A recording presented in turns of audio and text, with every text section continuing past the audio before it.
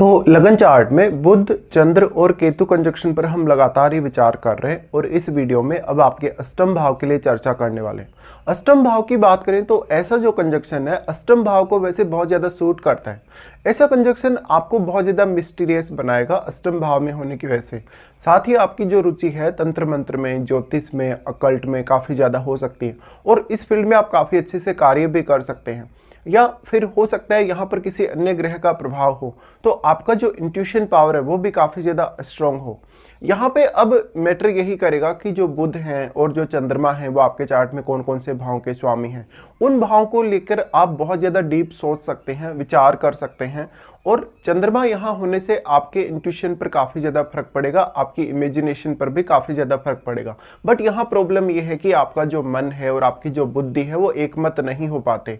आप अक्सर कोई भी फैसला जब लेने जाएंगे या किसी भी मामले में जब एक फाइनल डिसीजन तक पहुँचेंगे तो आपका जो मन है वो बहुत ज़्यादा स्टेबिलिटी नहीं दिखाएगा और आपको लाइफ में काफ़ी ज़्यादा अनसर्टेनिटी का सामना करना पड़ेगा। इस वजह से कभी कभी मानसिक तौर पे आप अपने ऊपर बहुत ज़्यादा प्रेशर महसूस करते हैं, आपको बहुत ज़्यादा एंग्जाइटी होती है, डिप्रेशन वगैरह होता है और इसका असर जो होगा वो आपकी आर्थिक स्थिति और आपके रिश्तों पर भी पड़ेगा। आठवां भाव जो है वो बहुत ज़्यादा गुप्त है और गुप्त ज्ञान के रूप में ये कंजक्शन आपको बहुत ही ज़्यादा सपोर्ट कर सकता है। यहाँ पे अब देखना होगा कि चंद्रमा आपके चार्ट में कौन से भाव के स्वामी, चंद्रमा आपके चार्ट में जिस भाव के स्वामी होंगे उस भाव को लेके आपके लाइफ में सबसे ज़्यादा अनसर्टेनिटी सामने आएगी। फिर आपको सिर्फ वही ग्रह ज़्यादा से ज़्यादा यहाँ सपोर्ट कर सकता है जो उस भाव में बैठा है जिसको चंद्रमा आपके चार्ट में रिप्रेजेंट कर रहे हैं। और आपके चार्ट में बुध जिन भाव के स्वामी होंगे उन भावों के साथ भी कुछ ऐसा ही होने के चांसेस है, लेकिन क्योंकि बुध बुद्धि का प्लैनेट है या वाणी का प्लैनेट है तो कुछ हद तक फिर भी आप उन भाव से रिलेटेड कार्यों को मेंटेन कर सकते हैं अगर यहाँ बुध वक्री ना हो।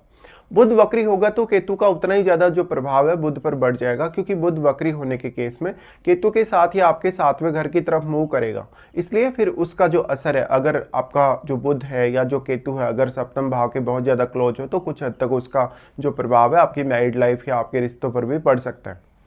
बट क्योंकि हम अष्टम भाव की बात कर रहे हैं तो अब अष्टमेश की भूमिका यहाँ काफ़ी ज़्यादा बढ़ जाएगी और जो चंद्रमा है, चंद्रमा सबसे ज़्यादा प्रभावित होने वाले हैं यहाँ पे, क्योंकि चंद्रमा एक बहुत ज़्यादा सॉफ्ट प्लैनेट है। सॉफ्ट होने के साथ साथ वो बुध से भी प्रभावित होंगे और केतु से भी। निश्चित तौर पे केतु जो है इन प्लैनेट्स की जो एनर्जी है उसको अपने आप में समाहित करने का कार्य कर रहे हैं। इसलिए चंद्रमा और बुध से जुड़े कार्यों में आपको बहुत ज़्यादा सतर्कता आवश्यक है। यहाँ पे आप अपनी एनर्जी को लूज महसूस करेंगे, अपने आप को बहुत ज़्यादा खोया हुआ सा महसूस करेंगे या आपको लगेगा कि आप प्रॉपर्ली सोच नहीं पा रहे, डिसीजन नहीं ले पा रहे, या डिसीजन ले भी लेते हैं या सोच भी लेते हैं तो एक फाइनल फैसला करने में आपको काफ़ी कठिनाई होगी। इस वजह से मन में एक द्वंद्व सा चलता रहता है, एक ऐसा विचार सा आपके मन में चलता रहता है जहाँ पर आपको काफ़ी अनसर्टेनिटी लगती है अपने लगभग हर मामले में। इसका जो नॉर्मली जो असर है वो आपकी मैरिड लाइफ और आपके अन्य रिलेशनशिप पर भी पड़ेगा। चंद्रमा आपकी माता जी को रिप्रेजेंट करते हैं तो इस प्रकार का जो चंद्रमा है अपनी माता जी से आपको काफ़ी सारी एक्सपेक्टेशंस देता है, लेकिन आप अपनी बात को सामने प्रकट नहीं कर पाते, आप अपने इमोशंस को भी प्रकट नहीं कर पाते। ऐसा आपकी मदर के साथ रिलेशनशिप को लेकर होगा कि आप अपनी बात को स्पष्ट तौर पे अपनी मदर के सामने नहीं कह पाएंगे या उनके साथ बहुत ज़्यादा आपकी मिसअंडरस्टैंडिंग होगी।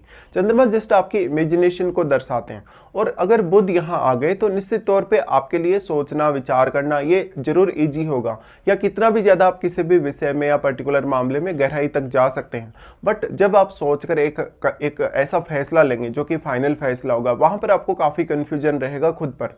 तो अब किसी अन्य ग्रह का अगर यहाँ सपोर्ट हो तो उससे भी आपको कोई खास मदद नहीं मिलने वाली, क्योंकि जिस भी ग्रह का यहाँ अष्टम भाव पे प्रभाव होगा उसका सारा एनर्जी केतु के पास चला जाएगा।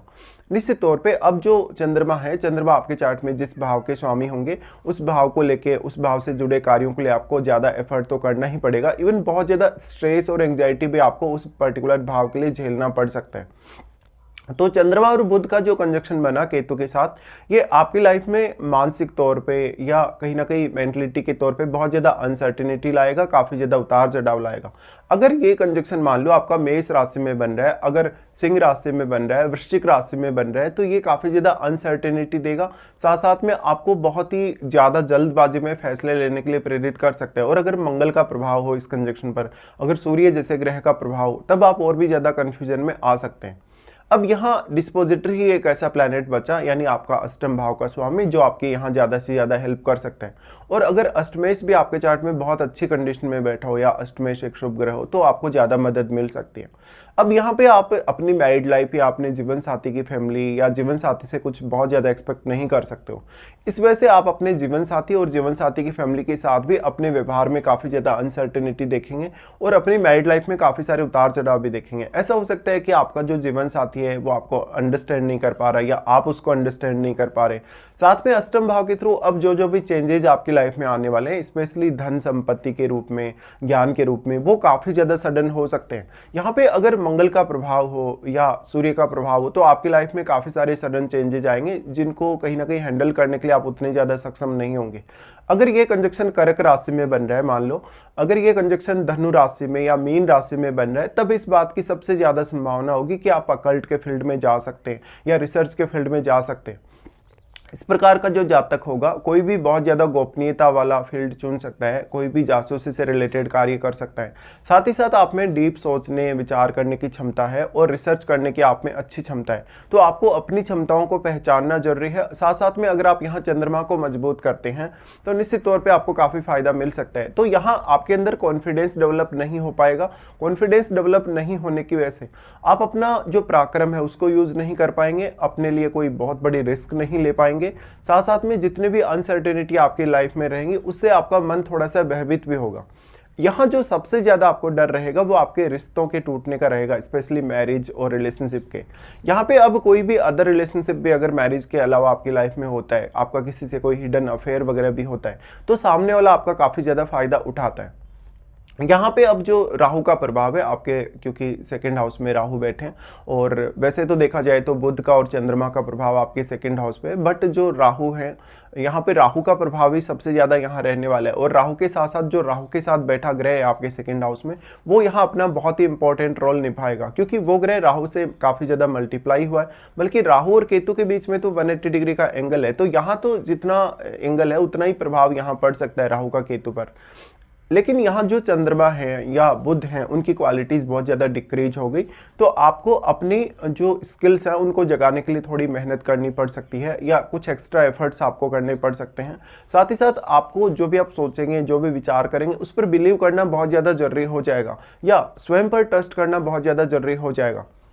यहाँ से अब आपके अष्टम भाव से जैसे कोई भी गोचर होगा, जैसे मंगल जैसे ग्रह का, शुक्र जैसे ग्रह का, इवन सूर्य जैसे ग्रह का, शनि जैसे ग्रह का, तो आप उस गोचर पर भी पर्टिकुलरली विचार कर लीजिएगा जब जब भी वो गोचर होगा।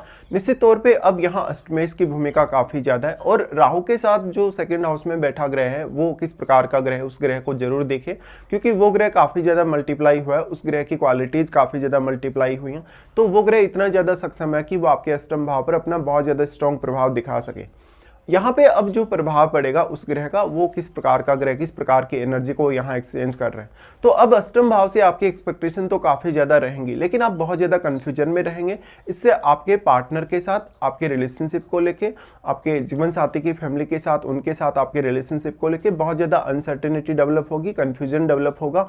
अब आपकी जिम्मेदारी बनती है कि आप इस कन्फ्यूजन को कैसे दूर कर सकते हैं। बट इस प्रकार का जो जातक है, कोई बहुत अच्छा साइंटिस्ट बन सकता है, मनोवैज्ञानिक बन सकता है, कोई पूजा पाठ करने वाला साधु संत बन सकता है, इवन वो मोक्ष की तरफ भी जा सकता है।